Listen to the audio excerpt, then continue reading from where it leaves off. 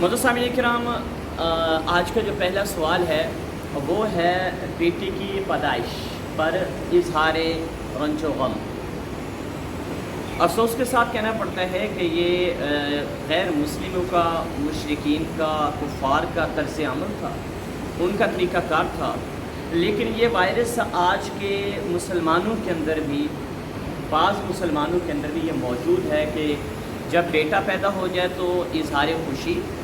شادیانے، اور جب بیٹی پیدا ہو جائے تو اظہار غم اور افسردگی۔ اور بات تو یہاں تک بھی پہنچ جاتی ہے کہ اپنی بیوی کو کوئی شخص یہاں تک بھی کہہ دیتا ہے کہ اگر اب کی بار اگر بیٹی پیدا ہوئی، یا پہلی دفعہ بھی تمنا ہوتی ہے بیٹا پیدا ہو، تو پہلی دفعہ بھی بعض اوقات کہہ دیا جاتا ہے کہ اگر بیٹی پیدا ہوئی نا پھر تیری خیر نہیں۔ اور بعض اوقات ایسا ہوتا ہے طلاق کی دھمکیاں دی جاتی ہیں کہ اگر بیٹی پیدا کی تو پھر اپنے ماں باپ کے گھر پکی ہمیشہ کے لیے چلے جانا۔ تو یہ اس طریقے کا طرز عمل اپنانا اور بیٹی کی پیدائش پر اظہار غم یا اظہار افسوس کرنا، یہ کیسا ہے؟ اس حوالے سے عرض یہ ہے کہ اللہ تبارک و تعالیٰ نے قرآن مجید کے اندر ارشاد فرمایا، سورہ النحل کے آیت کریمہ 58 کے اندر، وَإِذَا بُشِّرَ أَحَدُهُم بِالْأُنثَىٰ ظَلَّ وَجْهُهُ مُسْوَدًّا وَهُوَ كَظِيمٌ، کہ جب انہیں ان میں سے کسی ایک کو بیٹی کی پیدائش کی خوشخبری دی جاتی تو غم کے مارے اس کا چہرہ سیاہ ہو جاتا اور وہ غصے سے بھر جاتا کہ میرے گھر میں بیٹی پیدا ہوئی ہے۔ یہ اللہ تبارک و تعالیٰ نے اس آیت کریمہ کے اندر مشرکین مکہ کا جو طرز عمل تھا اور ان کی جو فکر تھی، ان کی جو سوچ تھی، اس سوچ کو یہاں پر ذکر کیا ہے اور بتلایا ہے کہ یہ جو طریقہ کار ہے کہ بیٹی پیدا ہونے پر چہرہ سیاہ ہو جانا یا غم زدہ ہو جانا، یہ طریقہ کفار ہے، طریقہ مسلمان نہیں ہے، طریقہ مومن نہیں ہے۔ اور اللہ تبارک و تعالیٰ نے یہ جو بیٹی پیدا ہونا یا بیٹا پیدا ہونا، نہ تو یہ مرد کے اختیار کے اندر ہے یا نہ ہی یہ عورت کے اختیار کے اندر ہے۔ یاد رکھنا، بیٹے دینا یا بیٹی دینا یہ اللہ تبارک و تعالیٰ کے دست قدرت کے اندر ہے، اللہ تبارک و تعالیٰ کے اختیار کے اندر ہے۔ رب جسے چاہے بیٹی عطا کرے اور جسے چاہے بیٹا عطا کرے۔ اور جب بندہ اللہ تبارک و تعالیٰ کی رضا کے ساتھ خوش رہے گا نا، اللہ تبارک و تعالیٰ اس کی بیٹی کے اندر اس بندے کو بیٹے کی فضیلت بھی عطا فرما دے گا، یعنی اسے وہ لطف اور سکون جو بیٹے سے بھی بعض اوقات میسر نہیں آتا، اللہ تبارک و تعالیٰ بیٹی کی صورت میں عطا فرما دیتا ہے۔ دیکھیں، اللہ تبارک و تعالیٰ نے سورہ شورى آیت نمبر 59 کے اندر ارشاد فرمایا، 49 کے اندر فرمایا، للہ ملک السماوات والارض یخلق ما یشاء یہب لمن یشاء اناثا ویہب لمن یشاء الذکور، کہ اللہ تبارک و تعالیٰ کے ہاں اللہ عز و جل کے لیے ہی زمین و آسمان کی بادشاہی ہے، زمین و آسمان کا خالق، زمین و آسمان کا مالک، زمین و آسمان کا بادشاہ کون ہے؟ اللہ ہے۔ یہب لمن یشاء اناثا، اللہ تبارک و تعالیٰ ہی عطا کرتا ہے جسے چاہتا ہے اناثا، بیٹیاں، ویہب لمن یشاء الذکور، اور رب ہی جسے چاہتا ہے بیٹی عطا کرتا ہے۔ یہ اللہ تبارک و تعالیٰ نے اپنی دست قدرت کے اندر رکھا ہے، نہ تو اس میں عورت کا قصور ہے کہ بیٹی پیدا کر دی، اور نہ بندے کا کمال ہے کہ بیٹا پیدا ہو گیا، یہ کسی کا کمال بھی نہیں ہے اور کسی کا یہ قصور بھی نہیں ہے۔ اللہ تبارک و تعالیٰ جس بندے کو چاہتا ہے کیا کرتا ہے جی؟ بیٹی۔ اور اس سے بھی اگلی بات، اللہ تبارک و تعالیٰ جس کے لیے چاہتا ہے کچھ بھی نہیں عطا کرتا اس کو، نہ بیٹی عطا کرتا ہے نہ بیٹا عطا کرتا ہے۔ پھر جب کچھ بھی نہیں ہوتا پھر یہی تمنا وہی کر رہا ہوتا ہے جو کہتا ہے بیٹی نہ، پھر وہ بعد میں تمنا کر رہا ہوتا ہے چلو اللہ ہے کہ بیٹی ہی عطا فرما دے۔ دیکھیے، بیٹی کو باعث نہیں سمجھنا چاہیے، بیٹی کو باعث غم نہیں سمجھنا چاہیے، بلکہ بیٹیاں تو اللہ کی رحمت بن کے آتی ہیں۔ میرے آقا نام حضور سرور کائنات صلی اللہ تعالیٰ علیہ وسلم جب تشریف لائے، نبی کریم علیہ الصلوۃ والسلام نے اس سوچ کو، اس فکر کو، اور یہ جو طرز عمل تھا کفار کا، نبی کریم علیہ الصلوۃ والسلام نے اس کو دبا دیا، اس کی مذمت کر دی۔ اور سیدہ فاطمہ الزہرا رضی اللہ تعالی عنہ کی ولادت باصادت جب ہوتی ہے، آقا نامدار حضور سرور کائنات کو بتلایا جاتا ہے، میرے آقا حضور سرور کائنات وہاں سے تشریف لاتے ہیں اپنی بیٹی سیدہ خاتون جنت رضی اللہ تعالی عنہا کو اپنے ہاتھوں میں اٹھاتے ہیں اور اٹھا کر بوسہ دیتے ہوئے فرماتے ہیں لوگوں بیٹیاں زحمت نہیں اٹھتی بلکہ بیٹیاں اللہ کی رحمت ہوتی ہیں، بیٹیاں اللہ کی رحمت ہوتی ہیں۔ اور حدیث پاک سنیں کتنی خوبصورت ہے۔ آقا انعامدار حضور سرور کائنات صلی اللہ تعالیٰ علیہ وآلہ وبارک وسلم کے حدیث پاک ہے، اور یہ بخاری اور مسلم شریف کے حدیث پاک ہے، اور یہ حدیث نمبر ہے 1371۔ حضرت اماں عائشہ صدیقہ رضی اللہ تعالیٰ عنہا فرماتی ہیں کہ میں ایک دفعہ گھر میں تھی تو ایک عورت آئی جو نہایت غریب تھی، مسکین تھی، جس کے پاس کھانے کے لیے کچھ نہیں تھا۔ وہ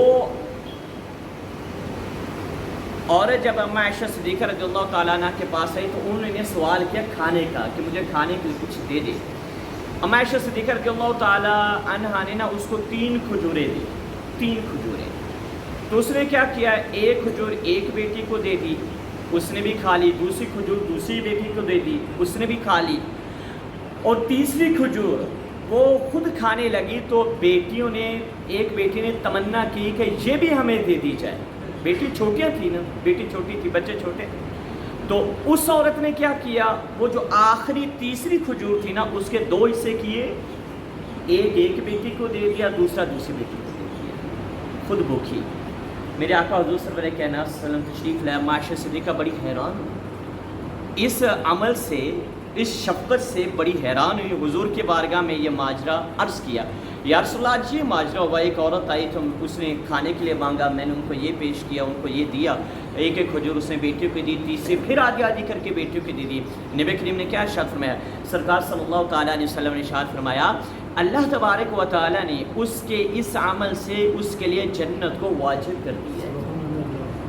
جنت کو واجب کر دیا۔ اور ابو سعید خدری فرماتے ہیں، ترمذی شریف کے حدیث پاک ہے، جس بندے کی 2 بیٹیاں ہوں، 2 بیٹیاں، اور ان 2 بیٹیوں کی اچھی تربیت کرے، ان 2 بیٹیوں کو پڑھائے سکھائے، تعلیم دے، اور ان کو ادب سکھائے، اور ادب سکھا کے میرے آقا نے فرمایا کہ پھر ان کا آگے نکاح کر دے۔ میرے آقا نے فرمایا جب ان کا نکاح کر دے گا، پڑھا دے گا، اچھی تربیت کر دے گا، بڑی خوبصورت، آقا کریم صلی اللہ تعالیٰ علیہ وسلم نے اپنی دونوں انگلیاں مبارک یوں بلند کر کے ارشاد فرمایا کہ وہ شخص جس نے بیٹیوں کی تربیت کی، بیٹیوں کو پڑھایا، بیٹیوں کو لکھایا، پھر بیٹیوں کا آگے نکاح کر دیا، وہ اور میں جنت میں یوں ساتھ ہوں۔ اور ایک اور حدیث پاک کے اندر سرکار صلی اللہ علیہ وسلم نے فرمایا کہ جو اپنی بیٹیوں کو پڑھائے، روایت میں ہے ایک میں کہ اپنی بہنوں کو بھی پڑھائے، بیٹیوں کے ساتھ بہنیں بھی شامل ہیں، ایک روایت میں 3 بہنیں ہیں، ایک روایت میں 2 بہنیں ہیں، اور ایک روایت میں ایک بہن کے اوپر بھی اور ایک بیٹی کے اوپر بھی میرے آقا صلی اللہ تعالیٰ علیہ وسلم نے یہ چیز ارشاد فرمایا۔ سرکار صلی اللہ علیہ وسلم نے یہ ارشاد فرمایا کہ جو بندہ اپنی بیٹیوں کو یا اپنی بہنوں کو پڑھائے